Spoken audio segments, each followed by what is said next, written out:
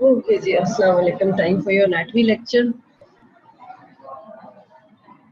So last lecture में we had finished our first substage course of thorax और then I asked you कि आप क्या चीज़ revise कराना चाहते हैं. तो some of you said that we want to revise diaphragm. So I have this presentation of diaphragm. मैं आपको थोड़ा सा रिवाइज कर देती हूँ. It will be a quick revision since you've done the topic before. But if there's any other topic you want me to revise, we have 2 more lectures. We will do that. And when I finish diaphragm today, still I think we will have time. We can revise something else also. I hope you all of you can hear me. आप मेरी आवाज़ आ रही है तो okay. So full screen कर देती हूँ.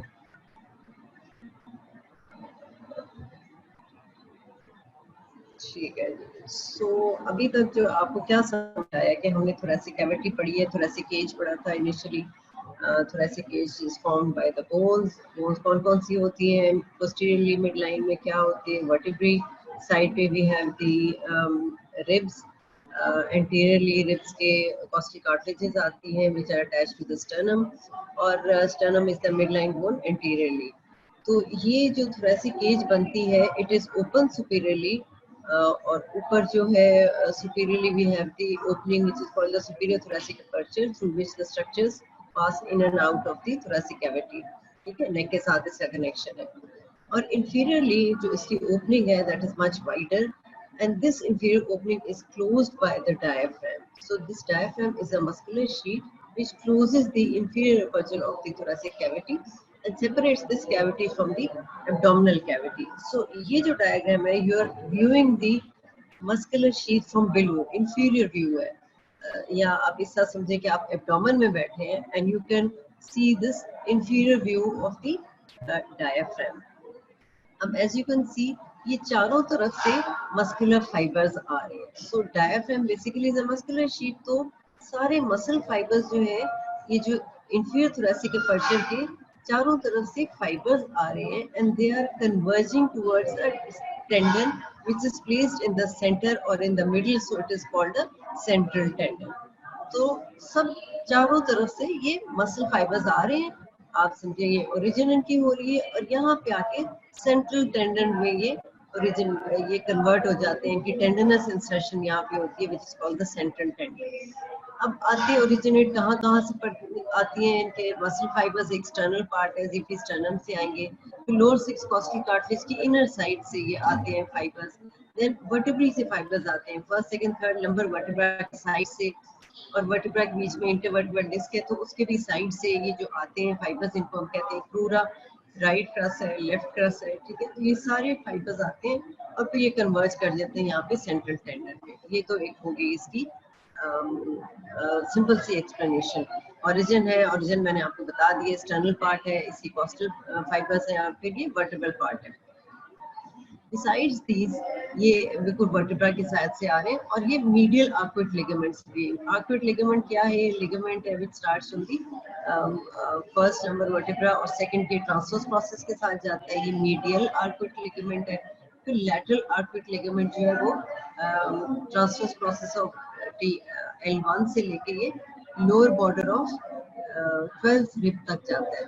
सो ये टेंडन ये एक सॉर्ट ऑफ लिगामेंट सी है जो 12th रिब से L1 की ट्रांसवर्स प्रोसेस तक जाएगी. ये lateral arcuate ligament because it is laterally placed. Then we have the medial arcuate ligament. फिर हमारे पास एक मीडियन आर्कुएट लिगामेंट है. मीडियन आर्कुएट लिगामेंट जो है ये एओर्टिक हाइटस को कवर करती है बिकॉज मिड लाइन में तो इसको हम मीडियन कहते हैं. तो यहाँ पे जो ligament this hiatus is essentially not inside the diaphragm. बाकी तो ओपनिंग्स डायफ्राम के अंदर हैं. ये जो है लिगामेंट ओपनिंग बना देती है एओर्टा के ऊपर से गुजर रही है. सो एओर्टिक हाइटस हम इसको कह देते हैं कि डायफ्राम के है one of the hiatus of diaphragm but it is essentially not inside the substance of the diaphragm. ये तो इसकी ओरिजिन्स. फिर आपको इसको नजर आएंगी ओपनिंग्स. दी ये तो बड़ी ओपनिंग्स है, बिगर ओपनिंग्स, इंफीरियर वेना केवा की ओपनिंग है जिसको केवल ओपनिंग कहते हैं, and this lies at the level of E8, higher level पे है। उसके बाद आ जाती है इसोफेजियल ओपनिंग है, इसोफेजियल हाइटस, यहाँ से इसोफेगस गुजर रही है, ये आ जाती है T10 के लेवल पे। उसके बाद जो सबसे जो नीचे वाली ओपनिंग है, inferior most is the aortic hiatus, यहाँ से एओर्टा गुजरती है। दीज ओपनिंग्स, ये तो बड़ी बड़े स्ट्रक्चर्स मैंने आपको बताया, बिसाइड्स एओर्टा यहाँ से और भी चीजें गुजर रही हैं, besides oesophageal height, oesophagus hiatus में से और भी चीजें गुजर रही हैं, ओपनिंग भी हम डिटेल में बाद में करते हैं। So besides these bigger openings, we also have some smaller ones. Like यहाँ आपको दिखाया हुआ sternocostal triangle है, यहाँ पे एक गैप है, यहाँ से भी कुछ स्ट्रक्चर्स जो गुजरते हैं, इंटीरियर गैप से भी गुजरते हैं।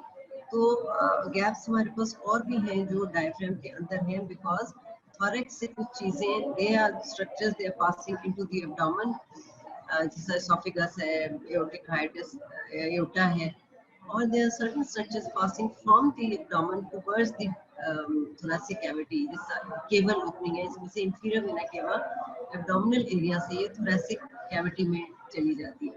This is another diagram. Muscle fibres आपको बड़े अच्छे नजर आ रहे हैं, ये स्टर्नम की साइड से आ रही है, ये रिबकेज से आ रही है, ये वर्टिब्रा से आ रही है, राइट ट्रस है और ये लेफ्ट ट्रस है, ठीक है। उसके बाद ये मीडियन आर्कुएट लिगामेंट है, ठीक है, मीडियल आर्कुएट लिगामेंट है, लैटरल आर्कुएट लिगामेंट है, इनसे भी फाइबर्स ओरिजिनेट कर रहे हैं। तो ये सारी जो इसको हम वर्टिब्रल अटैचमेंट कहते हैं, कॉस्टल अटैचमेंट, तो ये एक्सटर्नल अटैचमेंट है, and this is the central diaphragm. अब इसमें बड़ा अच्छा आपको क्लियर नजर आ रहा है कि द ओपनिंग, ये जो केबल ओपनिंग है, it is in the central tendon, tendon's area में ये है, जो इसोफेजियल है और वो है वो मस्कुलर में है, ठीक है। और एओर्टिक जो हाइटस वो मैंने आपको बताया कि it is essentially, it is not inside the diaphragm, ये तो इसके फाइबर्स इसको ये लिगामेंट है जो इसको which is crossing from one side to the other, और उसके between the median arcuate ligament and the thorax posteriorly, thorax नहीं, vertebra posteriorly, ये इन दोनों के दरमियान से एओर्टा आ रही है, ठीक है ना। So this is the aortic opening. So cable opening is in the central diaphragm. इसकी बड़ी इंपॉर्टेंस है। इसकी क्या इंपॉर्टेंस है कि जब whenever there is contraction of the diaphragm, क्योंकि इंस्पिरेशन के साथ डायफ्राम कंट्रैक्ट्स, ठीक है ना, जब इंस्पिरेशन होती है तो it does not affect the opening of the inferior vena cava, क्योंकि कंट्रैक्शन तो मसल फाइबर में होती है, यहाँ तो नहीं होती ना। तो यहाँ पे क्या होता है, जब इंस्पिरेशन होती है, फाइबर्स कंट्रैक्ट कर रहे हैं, सेंट्रल टेंडन को इफेक्ट नहीं पड़ रहा, लेकिन सेंट्रल टेंडन स्ट्रेच होगा। ये जो केबल ओपनिंग है, इस सेंट्रल टेंडन की स्ट्रेचिंग की वजह से ये केबल ओपनिंग और खुल जाती है।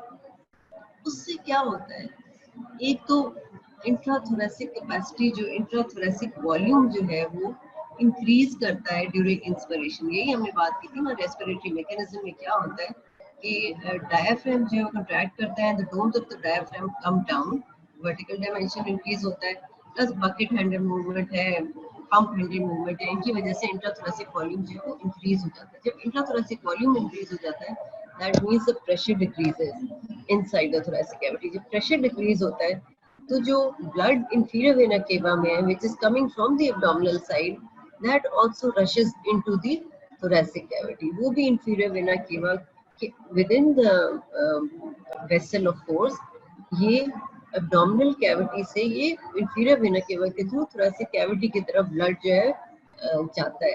तो inferior vena cava is taking venous blood from the lower extremities and from the abdomen and taking it towards the heart. तो ये एक तरह का नेगेटिव प्रेशर जब thoracic cavity में बढ़ता है, तो this is also attracting the blood from the abdominal cavity towards the heart. तो ये एक facilitate करता है।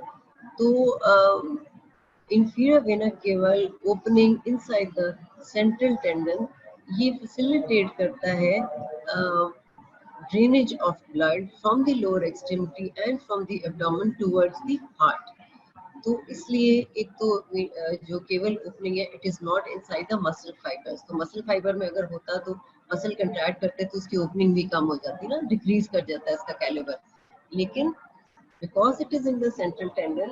So when the thoracic cavity volume increases and the pressure decreases, so the blood from the lower extremity and the abdomen, it rushes, और ये drainage होती है, ज़्यादा drainage होती है through the inferior vena cava inside towards the heart, ठीक है, तो ये facilitate करता है. Second आपने opening देखी, it is in the this is the esophageal opening. ये जो है it is inside the muscular part. और तीसरी मैंने आपको बताया है बड़ी जो है ये मीडियन आर्कुएट लिगामेंट की बैक साइड पे, posterior to median arcuate ligament and between the median arcuate ligament and the vertebrae ये ओपनिंग है through which the aorta passes. अब ओरिजिन की हमने बात कर ली, आपने पढ़ भी लिए हैं sternal part, costal part, vertebral part की क्या है, राइट रस है, लेफ्ट रस है, ठीक है, ये आपने डिटेल में पढ़नी है. राइट रस on the sides of body, first right side first 3 से होती है, नंबर वर्टिब्रा इंटरवर्टिब्रल डिस्क है लेफ्ट साइड पे फर्स्ट 2 है, और इंटरवर्टिब्रल डिस्क है मीडियल आर्कुएट लिगामेंट भी जो है वहां से भी आती है. और medial arcuate ligament what is the extent of medial arcuate ligament from the side of body of second lumbar vertebra to the tip of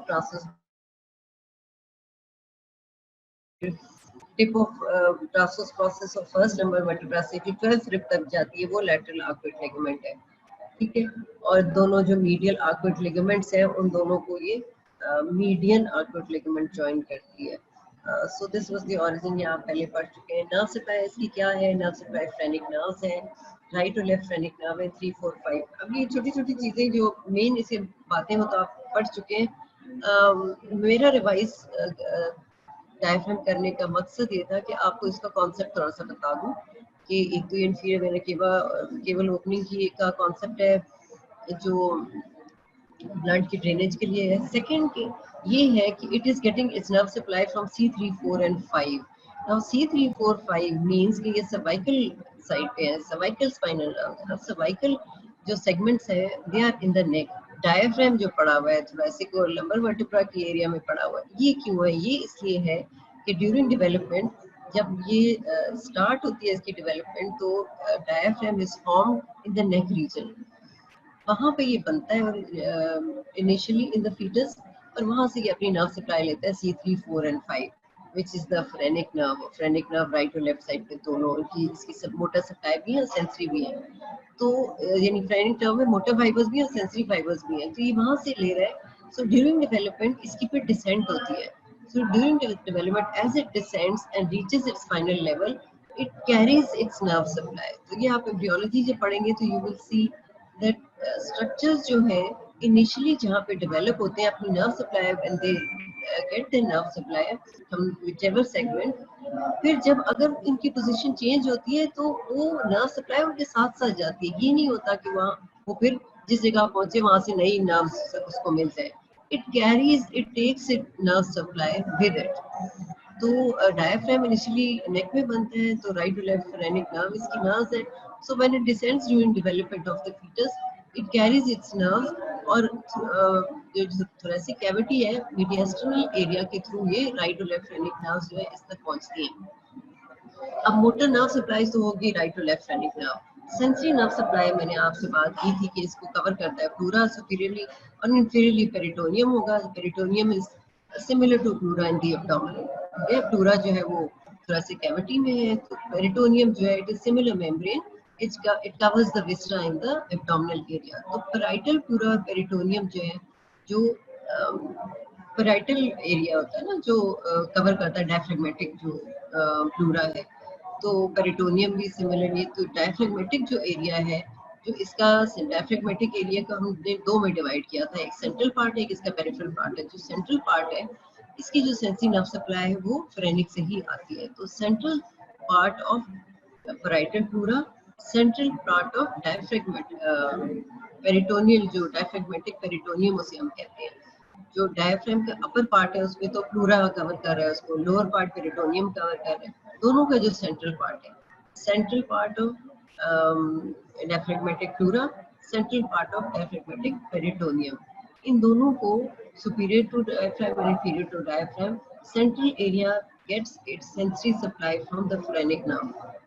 जो पेरिफेरल पार्ट है, जो peripheral part of diaphragmatic pleura है, that is getting sensory supply from the intercostal nerves, lower 6 intercostal nerves, ये हम पहले बात कर चुके हैं, ठीक है।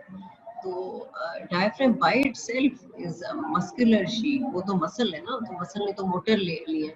सेंसरी सप्लाई जो है वो इसकी जो प्लूरा जिसको कवर कर रहा है और पेरिटोनियम जो इसको इंफीरियरली कवर कर रहा है एब्डोमेन से, उसकी सेंसरी सप्लाई है, ठीक है।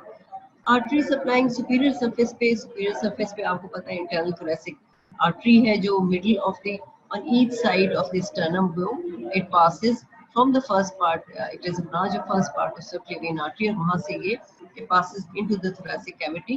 इसकी आगे से ब्रांच है मस्कुलोफ्रेनिक आर्टरी और पेरिकार्डियोफ्रेनिक आर्टरी, ठीक है। तो पेरिकार्डियोफ्रेनिक और मस्कुलोफ्रेनिक आर्टरी जो है वो they are branches of the internal thoracic artery, they supply the superior surface plus superior phrenic artery ये थोरेसिक एओर्टा की ब्रांच है। तो ये तीन ब्रांचेस इसको सुपीरियरली सप्लाई करती हैं, डायफ्राम को आर्टेरियल सप्लाई, और इंफीरियरली इंफीरियर फ्रेनिक आर्टरी है ये एब्डोमिनल एओर्टा से निकलती है। सुपीरियर फ्रेनिक थोरेसिक एओर्टा से, क्योंकि एओर्टा आल्सो थोरैक्स में है। इंफीरियर फ्रेनिक एब्डोमिनल एओर्टा, क्योंकि एब्डोमेन इस वक्त एओर्टा इस वक्त एब्डोमेन में, इसलिए इसको हम एब्डोमिनल एओर्टा कहते हैं। तो आर्टेरियल सप्लाई इसकी पेरिकार्डियोफ्रेनिक और musculophrenic arteries from the internal thoracic artery, superior phrenic artery from the thoracic aorta. Inferior surface is supplied by inferior phrenic artery from the abdominal aorta. Similarly, veins जो है वो corresponding veins में जाएंगे, pericardiophrenic vein, musculophrenic vein, and they will drain into the internal thoracic vein, ठीक है। और superior phrenic vein right side पे जो है वो inferior vena cava में चली जाएगी। तो ये आपने याद रखना है कि thoracic साइड पे भी और थोरेसिक में तो कम, एब्डोमेन में ज्यादा होता है कि राइट साइड की जितनी भी वेन्स है they drain into the inferior vena cava directly. So right side पे सुपीरियर वेन जो है वो पेरिकार्डियो मस्कुलोफ्रेनिक की तो हमने बात कर ली, इंटरनल थोरेसिक वेन में जाएंगी। Superior pericardio superior phrenic artery भी थी तो इसकी कॉरेस्पॉन्डिंग सुपीरियर फ्रेनिक वेन भी होगी। तो सुपीरियर फ्रेनिक वेन जो है वो ये जाएगी इंफीरियर वेना केवा में डायरेक्टली चली जाएगी। और कुछ जो है वो एजाइगस और हेमिएजाइगस सिस्टम में भी जा सकती है। इंफीरियर सरफेस से जो राइट इंफीरियर फ्रेनिक वेन है वो इंफीरियर वेना केवा में जाएगी, जो लेफ्ट साइड पे इंफीरियर फ्रेनिक वेन है that will go into a left suprarenal vein। suprarenal gland एक होता है, उसकी वेन होती है, उसके अंदर ये ट्रेन कर जाता है। तो राइट वाली इंफीरियर वेन केवा में जाएगी, लेफ्ट वाली लेफ्ट सुप्रारेनल वेन में जाएगी। और इसका आपस में वेन्स का तो एनास्टोमोसिस होता ही है। लिम्फेटिक प्लेक्सेस ये भी बहुत इंपॉर्टेंट है, इसका इसके सुपीरियर सरफेस पे भी प्लेक्सेस है, इंफीरियर सरफेस पे भी प्लेक्सेस है। अब इम्पोर्टेंट चीज क्या है कि इनका प्लेक्सेस का आपस में एनास्टोमोसिस है। और सेकेंडली जो वेसल्स हैं, lymph vessels from the liver area, from the abdominal area, they also drain, some of these vessels drain into the lymph nodes which are present in the thoracic region, ठीक है। lymph vessels जो है वो बहुत important है abdominal area में, क्योंकि जो डायफ्रेगमेटिक एरिया पे लिम्फ वेसल्स हैं वो एब्डोमेन का सारा पेरिटोनियम फ्लूइड वगैरह एब्जॉर्ब करती है, ठीक है। और वहाँ पेरिटोनियम में कोई आप इंजेक्शन भी डालें तो वो भी वहाँ से ड्रग भी एब्जॉर्ब हो जाती है, and it is present on the inferior surface of the diaphragm. अब this lymph plexus present on the inferior surface of the diaphragm also has connections with the lymph plexus on the superior surface of the diaphragm, which is essentially in the thorax, ठीक है। अब क्या है कि superior inferior surface मैंने आपको बता दिया, anterior and posterior diaphragmatic lymph nodes हैं इसके सुपीरियर सरफेस पे। तो एंटीरियर साइड पे भी लिम्फ नोड्स हैं, पोस्टीरियर साइड पे भी है, and they will drain into parasternal है, पोस्टीरियर मीडियास्टर्नल साइड पे ग्रुप ऑफ लिम्फ नोड्स है, फ्रेनिक लिम्फ नोड्स है, ये यहाँ पे चली जाएंगी। इंफीरियर सरफेस पे डायफ्रेगमेटिक है और लंबर लिम्फ नोड्स है, वहाँ पे जाती है। लंबर जिनको पैरा एओर्टिक भी कहते हैं, एओर्टा के साथ साथ लिम्फ नोड्स हैं। तो ये मैंने आपको बता दिया, lymphatic capillaries are dense on the inferior surface and they do communicate with lymph vessels on the superior surface of the diaphragm। ये बार-बार क्यों स्ट्रेस किया जाता है? This is important because lymphatic plexus के थ्रू, lymph के through metastasis जो है, कैंसर के मेटास्टेसिस जो है वो स्प्रेड करती है।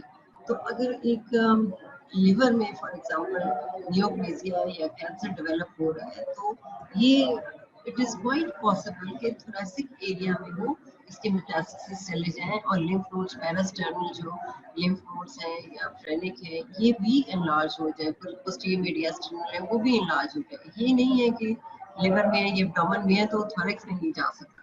तो ये इसलिए बार बार स्ट्रेस करने की जरूरत होती है कि metastasis can spread through these lymph vessels into the lymph nodes which are present in the thoracic cavity. Okay, diaphragmatic apertures की तरफ अब समझ आ रही है आप सबको? कोई आपको कंफ्यूजन तो नहीं है किसी चीज में? मैं बिल्कुल बेसिक तो आप ये सारा पढ़ रहे हैं, आपने पहले पढ़ भी लिया है, थोड़ा सा साथ साथ वो रिवाइज कर रही हूँ, but there are certain points which are worth mentioning again and again, तो वो मैं आपको बताना चाह रही हूँ कि वो आपकी माइंड में रहे, वो कोई आपको आप जो है बेसिक चीजें पढ़ते पढ़ते आप, क्योंकि अप्लाइड एनाटॉमी जो है वो ऑब्वियसली बहुत ज्यादा इंपॉर्टेंट हो गई है, तो ये these are the applied aspects which have to be considered. अच्छा जी, केवल ओपनिंग जो है इसकी इंफीरियर वेना केवा की as I told you is central tendon T8 के लेवल पे तकरीबन आती है। इसके अंदर इंफीरियर वेना केवा तो जाती है बट आल्सो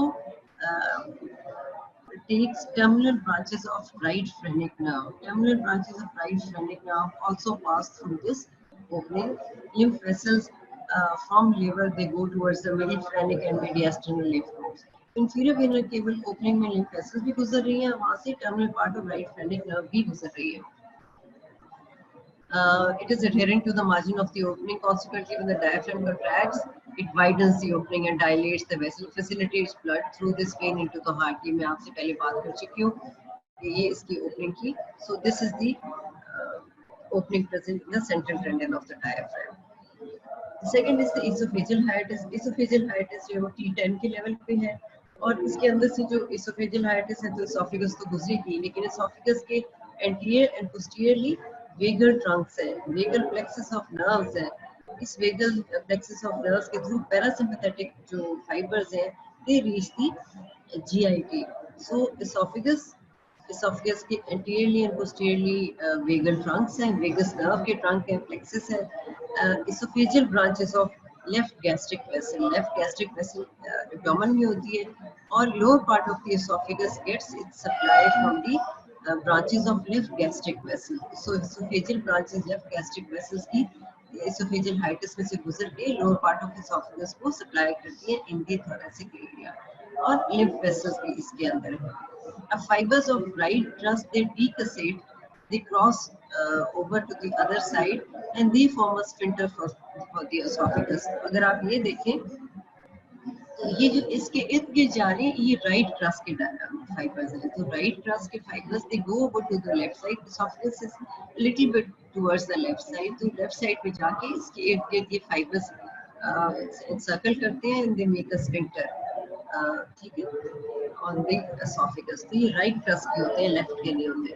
फिर aortic hiatus है, aortic opening है, it is essentially in the midline, not essentially in the diaphragm itself, but it is present posterior to the median arcuate ligament. It is between the median arcuate ligament and the vertebra. This opening is present, and it has the aorta crossing it.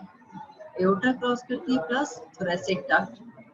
From the abdomen, it is going towards the thoracic cavity. ये thoracic duct भी इसके साथ आती है. Azygous hemizygous vein भी इसी के through गुजरती है. ठीक है.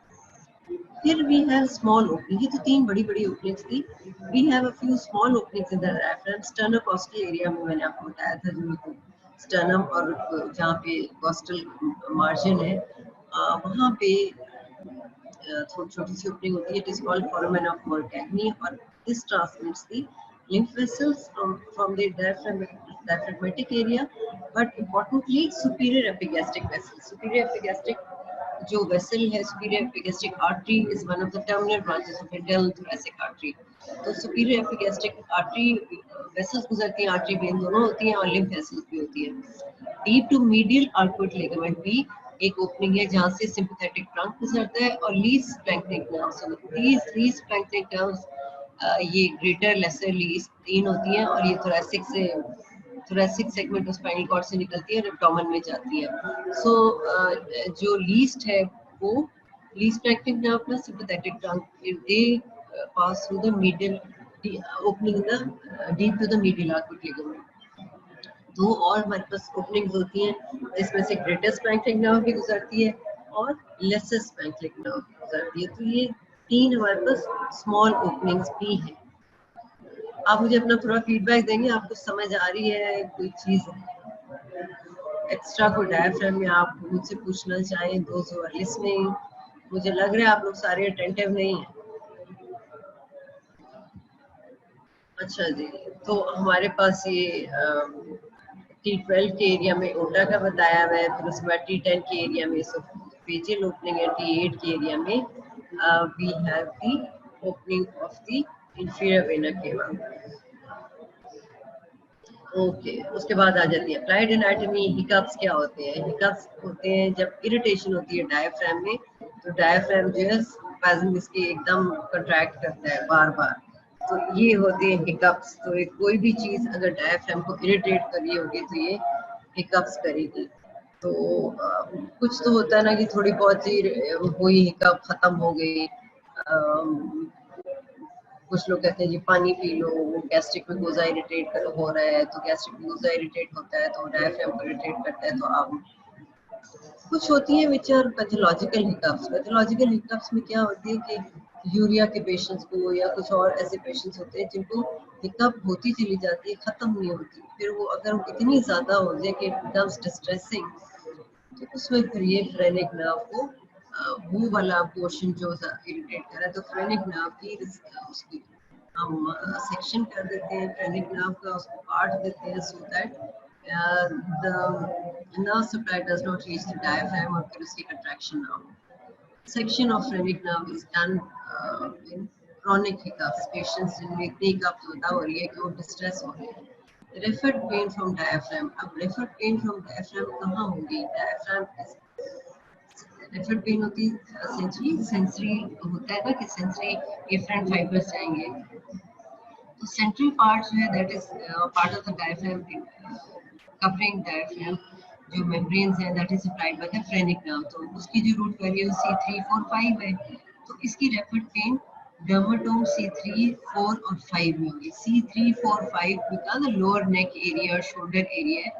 यहाँ पे लोअर नेक एरिया में और शोल्डर एरिया में डायफ्राम के जो मिडिल डायफ्राम की जो इरिटेशन है वो रेफर होगी, क्योंकि ये डर्माटोम्स जो है C3, 4, 5 इस एरिया में है बॉडी के, और जो साइड पे है जो पेरिफेरल एरिया है उसको लोअर 6 इंटरकॉस्टल नर्व सप्लाई करती है। तो लोअर 6 इंटरकॉस्टल नर्व का जो लोअर 6 T6 के बाद वाला है, T6 to T12 वाला एरिया डर्माटोम्स है, वहाँ पे इसकी इरिटेशन होगी। तो रेफर्ड पेन डायफ्राम की वहाँ पे होगी। Rupture of diaphragm, variation of विस्रा।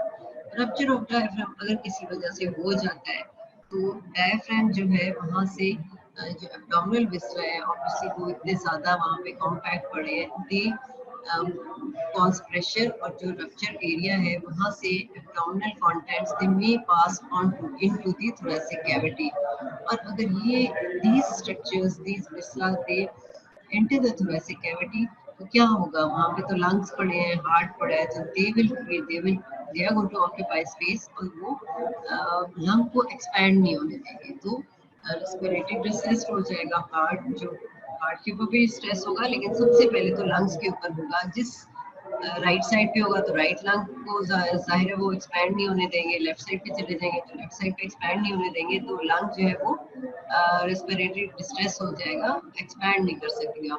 अब इसी तरह की एक चीज होती है congenital diaphragmatic hernia. Congenital diaphragmatic hernia में क्या होता है कि यूजुअली लेफ्ट साइड पे ये होता है, और लेफ्ट पोस्टरोलैटरल एरिया जो डायफ्राम का है वो डेवलप ही नहीं हुआ होता। These में congenitally it is not developed. जब ये डेवलप नहीं हुआ होता तो ड्यूरिंग डेवलपमेंट व्हाट हैपेंस, जो एब्डोमिनल विस्रा है, जो इंटेस्टाइन है, स्टमक है, they enter into the thoracic cavity. तो क्या होता है जब ये थोरेसिक कैविटी में चले जाते हैं तो लेफ्ट वाला जो लंग है उसको ये डेवलप ही नहीं होने देते, तो इसका हाइपोप्लेसिया हो जाता है, उसको हम कहते हैं हाइपोप्लास्टिक लेफ्ट लंग। तो डायफ्राम कंजेनिटल डायफ्रैग्मेटिक हर्निया में क्या होता है कि वो this part of the diaphragm mostly posterolateral left side पे होता है, it is not developed। जब डायफ्राम नहीं बनता तो ओपनिंग बहुत सारी बड़ी हो जाती है, तो ये these structures herniate into the thoracic cavity और लंग को वो डेवलप नहीं होने देते।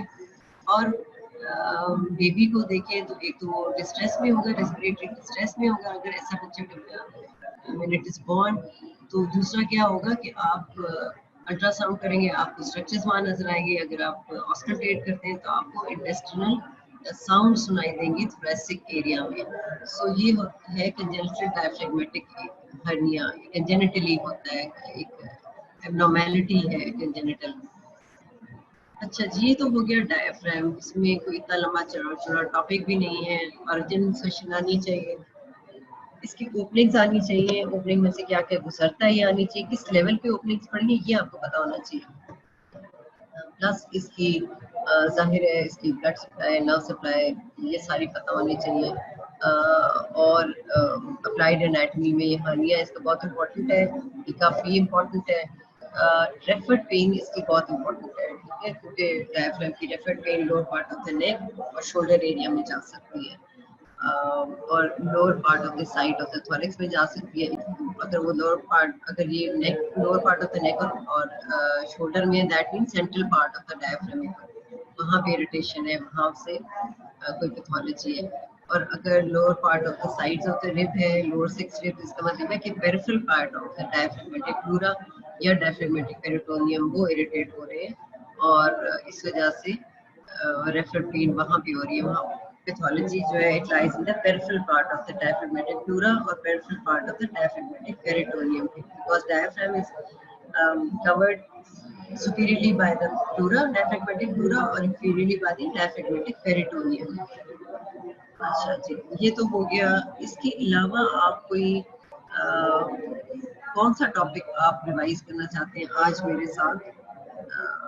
कंजेनिटल डायफ्रेगमेटिक हर्निया में आपको दोबारा बता देती हूँ। कंजेनिटल डायफ्रेगमेटिक हर्निया में क्या होता है कि ड्यूरिंग डेवलपमेंट जब डायफ्राम डेवलप हो रहा है तो मोस्टली क्या होता है कि लेफ्ट साइड पे and mostly on the posterolateral part diaphragm, कहीं और भी हो सकता है लेकिन मोस्टली जो देखा गया है it is posterolateral part of the diaphragm which does not develop. उसके फाइबर्स, मसल फाइबर डेवलप नहीं होते तो वहाँ पे एक ओपनिंग रह जाती है, वहाँ पे मसल डेवलप ही नहीं हुआ तो वहाँ पे एक ओपनिंग रह गई है। This opening is between the thoracic cavity and the abdominal cavity. Abdominal viscera तो बहुत सारे हैं, तो क्या होता है कि viscera from the abdominal side they enter into the thoracic cavity through that opening। अब विसरा कौन से, इंटेस्टाइन भी जा सकते हैं, स्टमक भी जा सकते हैं, ठीक है। अब when these viscera enter into the thoracic cavity, क्या होगा कि वहां पे तो लंग पड़ा है, lung will not be able to develop, lung develop नहीं हो सकेगा क्योंकि वहां तो स्पेस ही नहीं रह गई, ठीक है। तो वहाँ लंग हाइपोप्लेजिया हो जाता है। उसकी हाइपोप्लेजिया मींस कि उसकी डेवलपमेंट प्रॉपर नहीं होती, लेस डेवलपमेंट। तो हाइपो होता है, हाइपो लेस होता है ना, तो हाइपोप्लेजिया डेवलपमेंट प्रॉपर नहीं, लेस डेवलपमेंट हुई। अब हाइपोप्लेजिया जब हो गया लंग का तो जाहिर है रेस्पिरेशन प्रॉपर नहीं होगी। जब baby, such babies are born, they are in a respiratory distress, उनका लंग जो है वो एक डेवलप ही नहीं हुआ तो वो सही तरह से ब्रीदिंग नहीं कर पाते। और आप अगर स्टेथ रखें उनकी थोरेसिक एरिया में तो आपको इंटेस्टिनल साउंड सुनाई देंगे, ठीक है, बिकॉज इंटेस्टाइन्स आर देयर। और दूसरा क्या है कि आप अल्ट्रासाउंड भी कर सकते हैं, देख सकते हैं कि ये जो, या एक्सरे भी कर सकते हैं कि ये जो एब्डोमिनल कंटेंट्स हैं they have gone into the thoracic cavity. So this is congenital diaphragmatic hernia. Hernia क्या होता है? एबनॉर्मल ओपनिंग है। Hernia is essentially abnormal opening है through which viscera can pass from its normal position to some other position. This is hernia. Hernia abdomen में बहुत सारे hernia होते हैं लेकिन बॉडी में और भी, जिसका ये डायफ्रेगमेटिक हर्निया ही है। तो एब्नॉर्मल ओपनिंग बन गई है और स्ट्रक्चर्स जो है which essentially they were supposed to be in the abdomen, लेकिन ये ओपनिंग बन गई, इस ओपनिंग के थ्रू वो थोरेसिक कैविटी में चले गए। तो this is called, this is hernia. तो ये diaphragmatic hernia because it is present in the diaphragm. और कंजेनिटल है बिकॉज ये development during the development of the foetus ये पैथोलॉजी हो रही है। So it is called the congenital diaphragmatic hernia. Anything else you want to ask me? Okay, welcome. और कुछ diaphragm में anything else if you want to ask me? Otherwise we can move on to some other topic जो आप revise करना चाहें।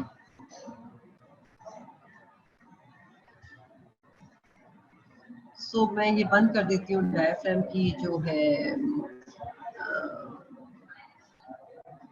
Presentation. तो मैं दूसरी खोलती हूँ फिर जो आप देखना चाहेंगे।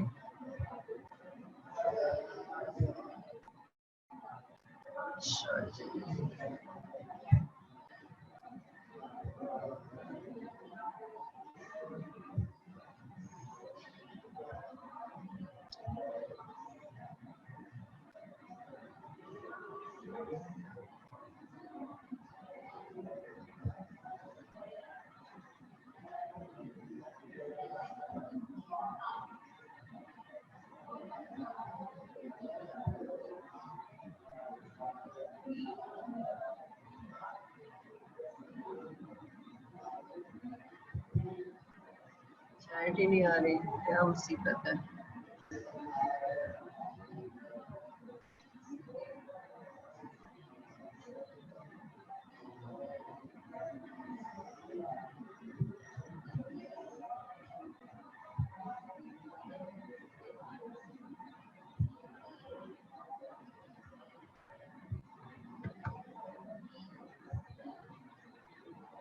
अच्छा जी, अब thoracic wall bones and joint शुरू कर देते हैं हम। मुझे समझ नहीं आ रही क्योंकि आपका चैट खत्म हो गया। I don't know how it's going to come back. आप मुझे मैसेज कर दें अगर आप कोई और चीज़ करना चाहते हैं तो वी कैन। आप मुझे मैसेज कर दें कि आपको आवाज़ भी आ रही है कि नहीं। तो ये बोन्स एंड जॉइंट्स का मैंने निकाली है बिकॉज ये थोरेसिक वॉल की पहली थी हमारी प्रेजेंटेशन। तो इसमें थोरेसिक केज आपको मैं बता देती हूँ। हमने पढ़ लिया हुआ है ये सारा कुछ, तो जल्दी जल्दी हम रिवाइज कर लेते हैं। आप मुझे मैसेज कर दें because I don't no this chat is not opening. पिछली दफा भी एक दफा मेरे साथ हुआ था कि ये चैट नहीं खोल रही थी। अच्छा जी, थोरेसिक केज क्या है? Essentially it is a cage. आपको सब बर्ड केजेस होते हैं, आपको केज एक नजर आ रहा है। पोस्टीरियरली मिड लाइन में यहाँ वर्टिब्री है, दिस इज द फर्स्ट, यहाँ से शुरू हो रहा है और ये एंटीरियरली है, इन दोनों के बीच में गैप है। पिक्चर में तो गैप नजर नहीं आता पर ये गैप है। तो पोस्टीरियरली मिड लाइन में थोरेसिक वर्टिब्रा है, एंटीरियरली मिड लाइन में स्टर्नम है और sides are covered by the ribs and the costal cartilages. ठीक है। अब एक इसमें जाहिर है कि साइड से भी कवर है, posteriorly it is all closed, it is open superiorly. अब सुपीरियरली जो ओपनिंग है उसको हम कहते हैं सुपीरियर थोरेसिक अपर्चर और इसकी बाउंड्रीज एंटीरियरली तो upper margin of manubrium sterni है, फर्स्ट कॉस्टल कार्टिलेज है, inner boundary of first rib है और upper margin of the first thoracic vertebra. This is the boundary of the superior thoracic aperture. Superior thoracic aperture से फिर there are certain structures which pass from the neck into the thoracic cavity, जिस तरह esophagus है, जिस तरह trachea है, and there are certain structures which pass out of the thoracic cavity, जिस तरह big vessels हैं आपकी, brachiocephalic trunk है और उसके बाद आपकी लेफ्ट साइड पे लेफ्ट सबक्लेवियन आर्टरी है, लेफ्ट जो आपकी कॉमन कैरोटिड आर्टरी है। तो इसी तरह नर्व्स हैं। तो T1 के जो है वो निकलेगा यहाँ से, it is going to go and join the brachial plexus. Phrenic nerve इधर से एंटर कर रही है, वेगस नर्व एंटर कर रही है। ठीक है। तो there are certain structures passing into the thoracic cavity from the neck and there are other structures passing from the thoracic cavity going into the neck region. Inferior जो thoracic cage की जो opening है, inferior thoracic aperture, it is closed by the diaphragm। हमने आज बात की थी कि diaphragm से it is closed और diaphragm की फिर ये openings हैं जिसके through कुछ जो है vessels जो है वो structures जो है they pass towards the abdominal area।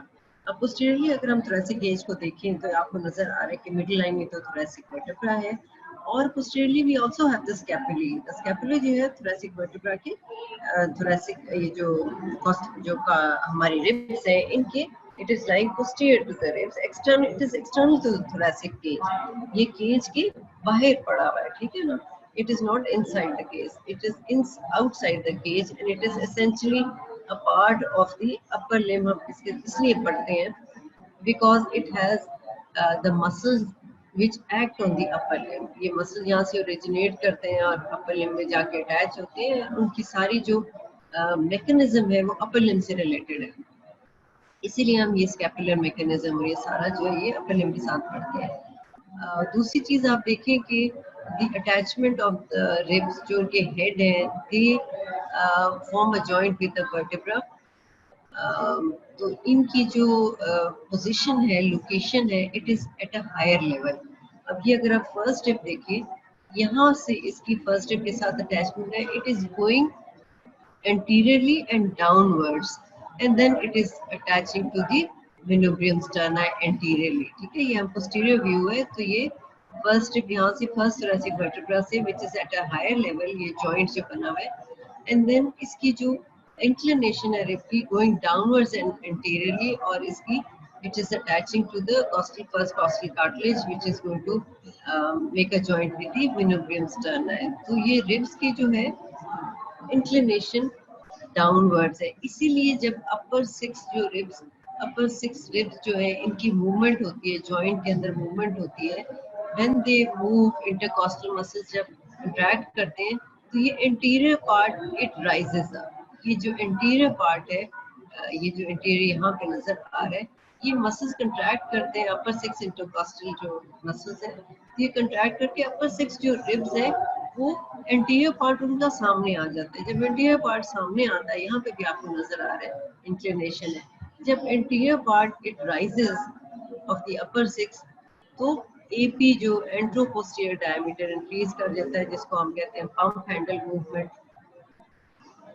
और लोअर सिक्स का सिमिलरली इंटरकॉस्टल मसल्स जब कंट्रैक्ट करते हैं तो इनका ट्रांसवर्स डायमीटर बढ़ता है, तो इसको हम बकेट हैंडल मूवमेंट कहते हैं। यहाँ पे आप इस डायग्राम में आपको नजर आ रहे रिब्स हैं, anteriorly the ribs are attached to costal cartilages. ये जो ब्लू आपको नजर आ रही है ये कॉस्टल कार्टिलेजेस है, और इनकी टाइप जो है कार्टिलेज का, इट इज हाईलाइन कार्टिलेज। अब ribs are not directly attached to the sternum, costal cartilage के थ्रू ये अटैच होती है स्टर्नम के साथ। कॉस्टल, इसमें से अब रिब्स का हम पढ़ें तो there are certain true ribs and then there are certain false ribs।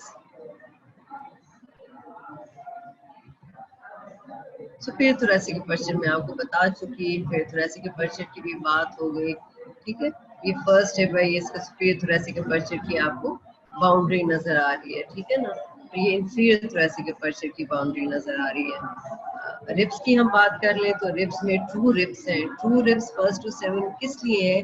Because they attach to the sternum.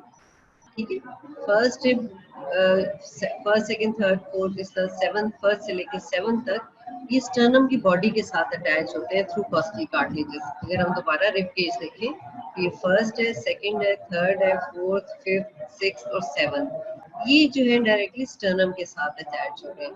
Eighth, ninth, tenth जो है इनकी कॉस्टल कार्टिलेज जो है ये सेवंथ के साथ जाके अटैच हो रही है, ये स्टर्नम तक नहीं पहुंच रही।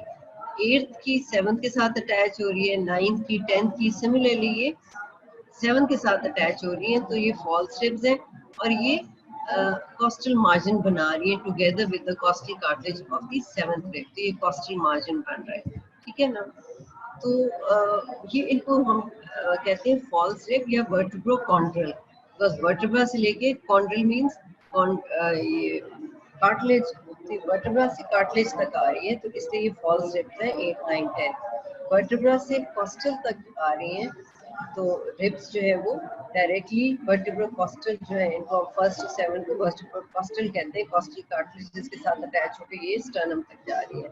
और वर्टिब्रो कॉन्ड्रल जो है ये वर्टिब्रा से शुरू होके ये वहीं पे खत्म हो रही है, जो कार्टिलेज तक खत्म हो रही है, they are not reaching the sternum. Floating rib जो है 11th और 12th है, पोस्टीरियरली इनके जॉइंट है, they are attached to the vertebra, but interiorly they don't have a joint with free end anteriorly, इसलिए इनको फ्लोटिंग रिब्स कहते हैं, because they are floating inside the posterior abdominal musculature. Posterior abdominal के जो muscles हैं उसमें anterior and इनका free है, सो it is called the floating ribs. So true है, फॉल्स है, फ्लोटिंग रिब्स है। फिर एक और अगर हम कर ले, एक another type of classification is typical and atypical ribs। Typical ribs 3rd to 9th, typical ये इनके स्ट्रक्चर वाइज क्लासिफिकेशन है कि किसके रिब्स की बेसिक स्ट्रक्चर है वो टिपिकल रिब्स का 3rd से 9th तक जो टिपिकल है। First atypical है. The structure of first rib is not like the typical rib. Second rib का भी structure different है. Third से ninth एक जैसी है सारी. उसके बाद 10th 11th 12th का भी जो structure है वो भी different है. ठीक है.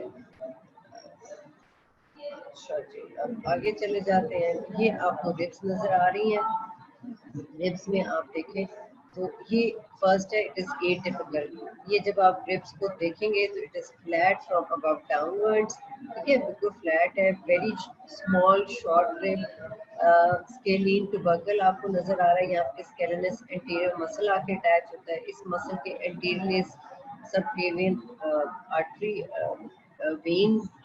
This is the interior and. तो एंटीरियरली वेन होती है, पोस्टीरियरली आर्टरी होती है. ठीक है, स्केलेनस इंटीरियर की. तो यहाँ पे ग्रूव्स बने हुए हैं. जो है ये हेड अटैच होगा फर्स्ट थोरेसिक वर्टिब्रा के साथ. ट्यूबरकल जो है ये यहाँ पे नेक अटैच होता है ट्रांसवर्स प्रोसेस के साथ. Okay, so this is the first rib and you can see it is very atypical. This is the typical rib. So typical rib से इसकी बहुत structure बड़ा different है. So that is why this is atypical. Second rib देखिए, this is also atypical. इसके अंदर एक बड़ी टिपरोसिटी बनी हुई है. इसमें तो नहीं है, यहाँ पे टिपरोसिटी है serratus इंटीरियर के लिए. ठीक है, टिपरोसिटी है. उसके बाद this is the typical rib which has head, neck है, फिर एक ट्यूबरकल है. उसके बाद इसकी जो रिब की एक एंगल है. एंगल कहाँ से है? एंगल वहाँ पे है जहाँ पे इसकी डायरेक्शन चेंज हो जाती है रिब की. It goes interiorly and medially. ठीक है, यहाँ पे तो ये पोस्टीरियरली अटैच हो रही है, फिर इट चेंजेस इट्स डायरेक्शन, तो ये एंगल आ जाता है.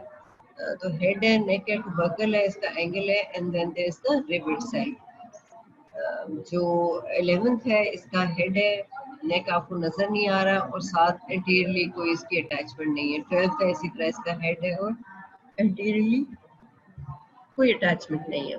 अब टिपिकल लिप पे आप देखिए, हेड को अगर आप देखिए तो it has two facets, two demi facets. ये पूरे एक अगर फेसेट कंसीडर कर रहे हैं, फेसेट ऑन द हेड, तो this is the demi facet. अब ये डेमी फेसेट दो क्यों है? जो लोअर वाला है demi facet, it attaches to the corresponding vertebra. अगर ये फोर्थ रिब है तो ये फोर्थ थोरेसिक वर्टिब्रा के साथ अटैच होगा, लोअर वन. ये जो ऊपर वाला फेसेट है, it attaches to the vertebra above. ये अगर फोर्थ रिब है तो this is going to, lower one is going to attach to the fourth vertebra, और ये जो सुपीरियर डेमी फेसेट है, this is going to attach to third vertebra. तो ये जो बीच में इसकी क्रेस्ट आ जाती है, ये क्रेस्ट के साथ एक लिगामेंट अटैच होती है. ठीक है, और ये क्रेस्ट जो है ये इंटरवर्टिब्रल डिस्क के साथ, इस लिगामेंट के साथ वो अटैच्ड है. ये इंटरवर्टिब्रल डिस्क के लेवल पे ये एक और, यहाँ पे एक और वर्टिब्रा, यहाँ पे एक और vertebra. Then we have the neck, और नेक के पास ये जो ट्यूबरकल एरिया है, इसका भी एक आर्टिकुलर पार्ट है और एक नॉन आर्टिकुलर पार्ट है.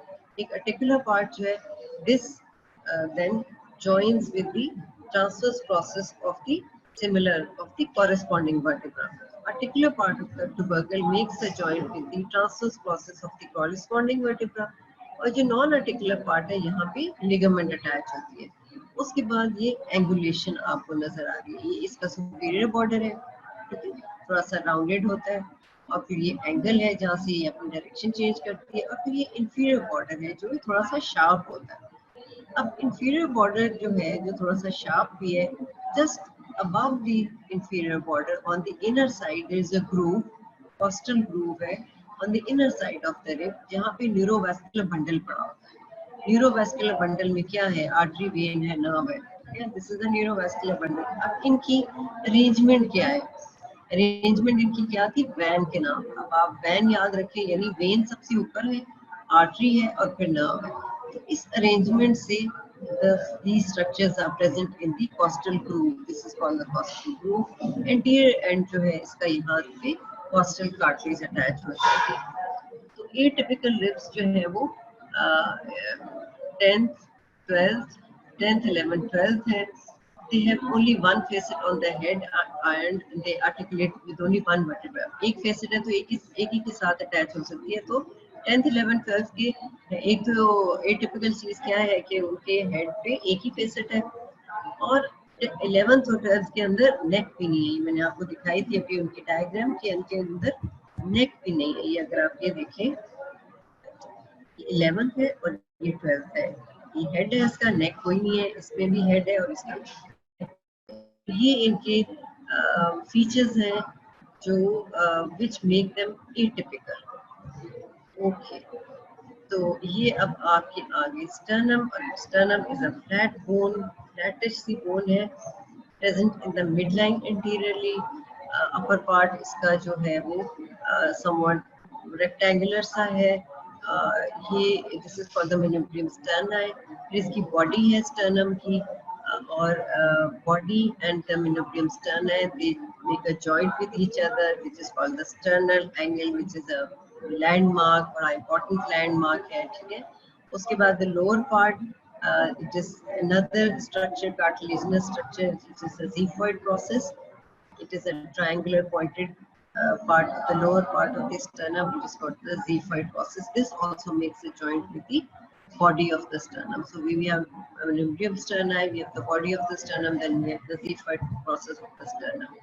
और जो sternal angle है, this is menubrium sterni and the body, और इनके दरमियान ये जो जॉइंट बनता है, ये जो एरिया इसको हम कहते हैं स्टर्नल एंगल। और इसकी इम्पोर्टेंस क्या है कि यहीं पे दिस इज द एरिया जहाँ पे हॉरिजॉन्टल इमेजिनरी प्लेन हम ड्रॉ करते हैं from the sternal angle anteriorly towards the lower border of the fourth thoracic vertebra and divide the mediastinal of the thorax into superior mediastinum and the inferior mediastinum.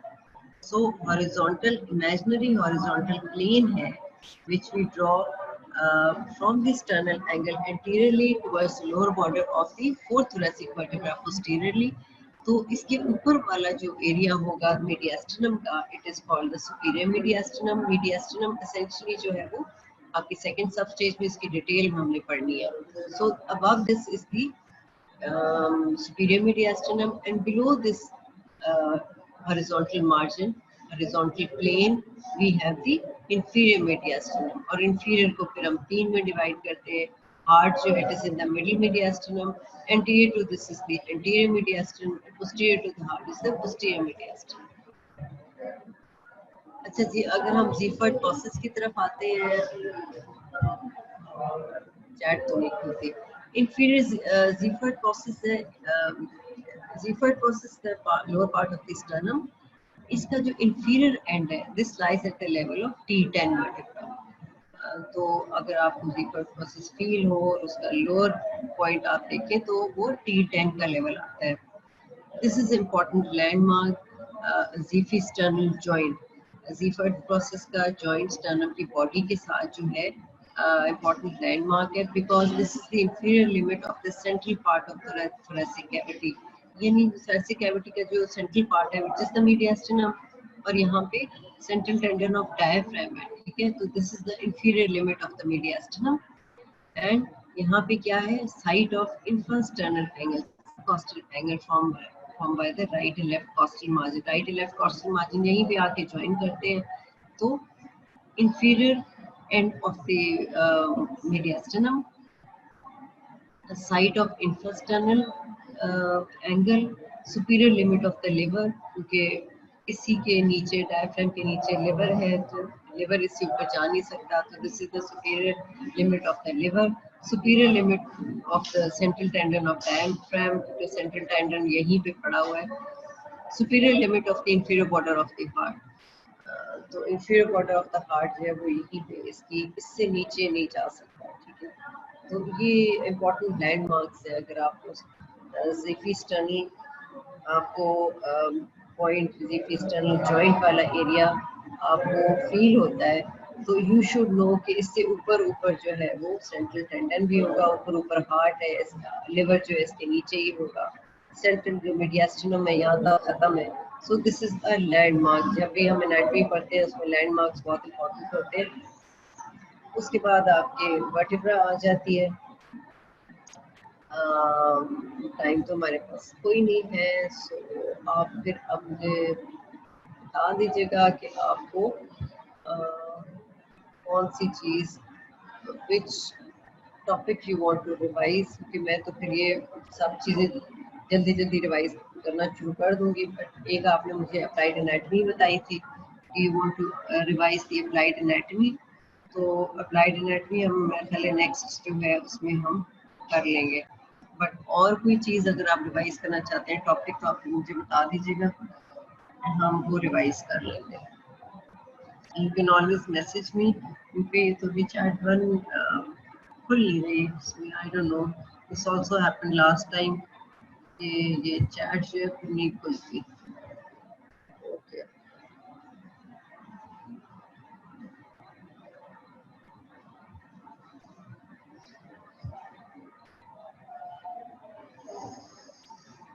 Okay then, आज का lecture time तो खत्म हो गया है, तो bye for now. Now please.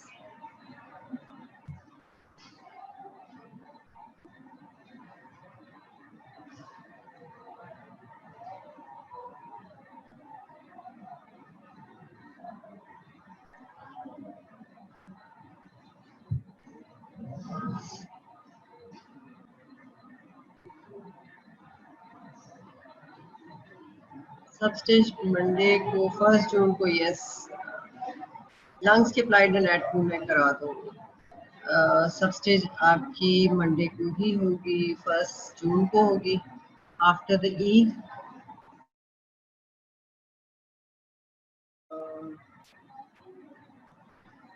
Anything else, और कुछ पूछना है? ओके देन, हाफिज।